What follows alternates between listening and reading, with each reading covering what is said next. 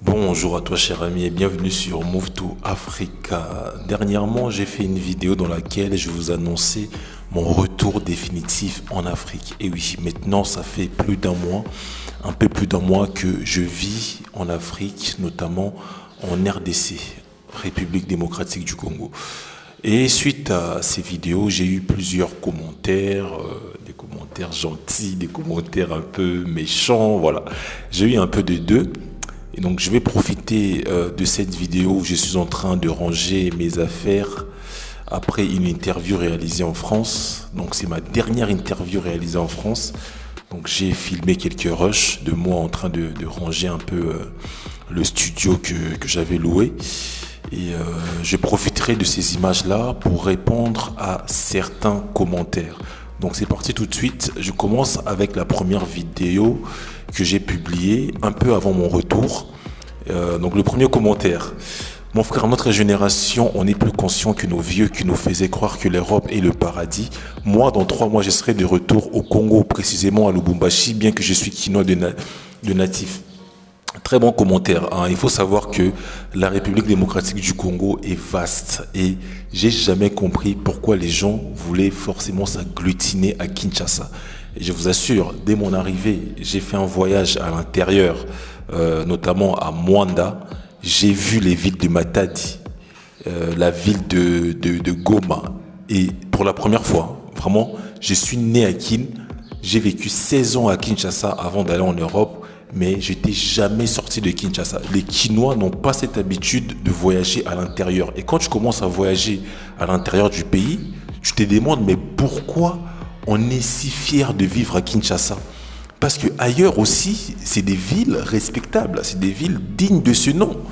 Je vous assure. Et j'ai parlé à une de mes tantes qui a vécu à Lubumbashi, pour te répondre, cher John. Je lui ai demandé, si on te demandait de choisir entre Lubumbashi et Kinshasa, tu choisirais quelle ville? Elle m'a dit sans hésiter Lubumbashi. Elle est quinoise, hein. Elle m'a dit, moi je choisirais de vivre à Lubumbashi. Je lui ai dit, mais pourquoi? Elle m'a dit, bah déjà, il n'y a pas beaucoup de gens. Ici à Kin, il y a trop de gens au mètre carré. La densité de la population est très élevée et moi, ça me gêne. Bravo, comme je t'envie, bon retour. Faut pas m'envier, frérot. Toi aussi, tu peux passer à l'action, hein. C'est une question de vouloir. Il faut juste le vouloir. Tout à fait, bro. L'Afrique, c'est beau quand tu as de l'argent. Si seulement tu as de l'argent, tu ne sauras même pas qu'il y a la galère au bled. Force à toi, frérot. Moi aussi, je suis congolais. Depuis Lubumbashi, la diaspora doit vraiment voir cette vidéo. L'Afrique, plus précisément la RD Congo. Faut investir au bled, vraiment. Ouais. En Afrique, tout coûte cher. Je vous assure. Là, j'ai vécu un mois. J'ai essayé de cadrer mon budget. Mais ça n'a pas été évident. Donc là, je pense qu'il me faudra 3 mois pour bien maîtriser mon budget à Kinshasa, hein. C'est loin d'être évident. Et en Europe, on ne se rend pas compte de la chance qu'on a avec les systèmes d'abonnement. C'est-à-dire que pour ton transport, tu payes une carte Navigo par mois et ensuite tu consommes. Voilà, c'est vraiment une chance. Le système téléphonique, tu payes un abonnement, tu as tes SMS illimités, tes appels illimités, ta connexion à Internet illimitée. Je vous assure que c'est vraiment une chance. Ici, on paye tout à l'unité, au fait. Comment le dire? On paye tout. C'est-à-dire que mon transport, quand je prends le transport en commun, bah, je paye le transport au jour le jour. Il n'y a pas d'abonnement qui existe. De même pour les mégas, pour Internet, bah, je paye 10 mégas, j'achète 20 mégas, 1 méga même parfois. Et ça revient extrêmement cher et ça complexifie la gestion financière. Autre commentaire, oui tu rentres. Si tu attends pour épargner, plus tu ne rentreras jamais. Ah voilà, ça c'est l'erreur que beaucoup ont fait et malheureusement ils sont rentrés les pieds devant comme on dit. Voilà. Je réfléchis à chaque fois et je me pose 1001 questions à chaque fois que je vois des Africains qui font d'une nouvelle surprenante leur comeback en Afrique. Bon, ma réponse, c'est simplement que chacun fait ses choix, hein. D'ailleurs, je lui ai laissé un commentaire, hein, parce qu'il disait que quand les Français rentrent en France, ils en font pas tout un plat, mais que les Africains, dès qu'ils rentrent en Afrique, ils vont faire du bruit, en parler. C'est chacun son choix. Moi, j'ai fait le choix de créer une chaîne YouTube autour de cette thématique-là.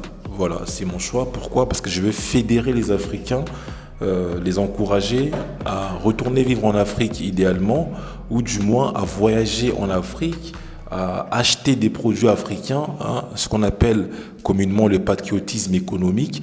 Enfin bref, donc je vais vraiment rassembler, créer une communauté autour de la thématique du retour en Afrique, que l'Afrique soit le centre de nos occupations. C'est mon but.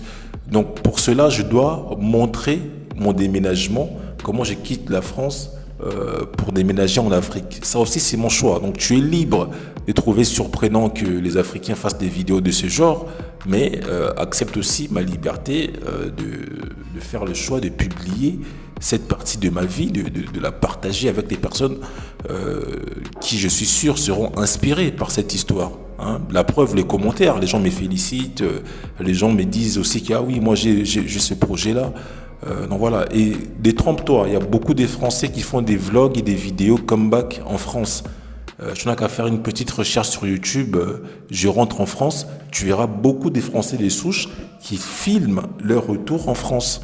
Voilà, donc c'est pas que les Africains. Quand j'ai dit ta vidéo, je me suis dit, ah bon? Après, tu as commencé à parler de tes préalables avant de te décider à rentrer. Je me suis dit, voilà un homme avisé. Oui, tout à fait, cher Yves. Aujourd'hui, il y a beaucoup de gens qui ont fait du retour en Afrique un business. Vous voyez, ils veulent vendre des services. Et donc, du coup, ils font un storytelling qui incite les gens à rentrer en Afrique sans préalable. Et c'est une grosse erreur. D'ailleurs, je vous assure, ceux-là qui s'amuseront à retourner en Afrique sans préalable, sans prendre les précautions nécessaires, ils vont pas durer en Afrique. Hein, donc, c'est même pas quelque chose à faire des mises en garde. Qu'ils aillent, qu'ils retournent en Afrique, ils vont même pas durer. Eux-mêmes vont retourner en Europe pour mieux se préparer. Donc, il faut vraiment être méthodique avant de retourner vivre en Afrique et surtout faire des petits séjours dans un début, 1 semaine, 2 semaines, puis tenter un long séjour, 1 mois, 2 mois, pour se rendre compte vraiment des réalités. Vous voyez?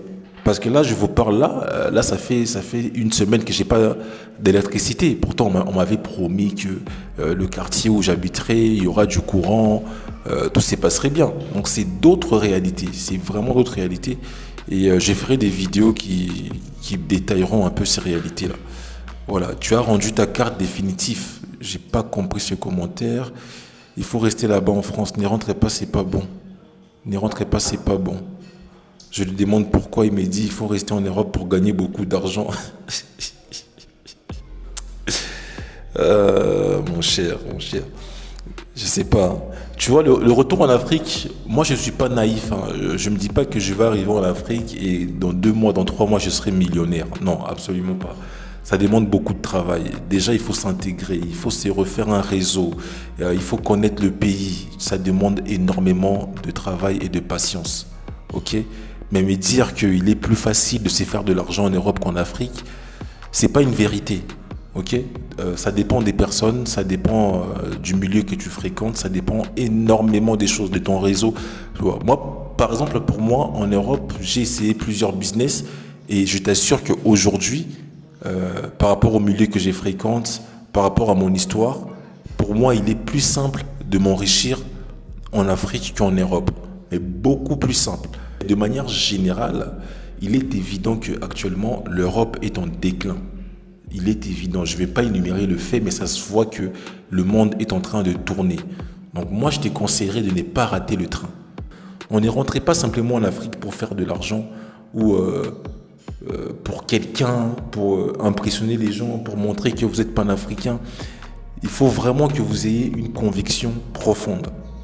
Bon, j'espère que j'ai répondu à tous les commentaires. Hein, donc, j'ai pas préparé les réponses. Je vous ai répondu honnêtement et sincèrement. Et je vous donne rendez-vous dans une prochaine vidéo, face cam cette fois-ci.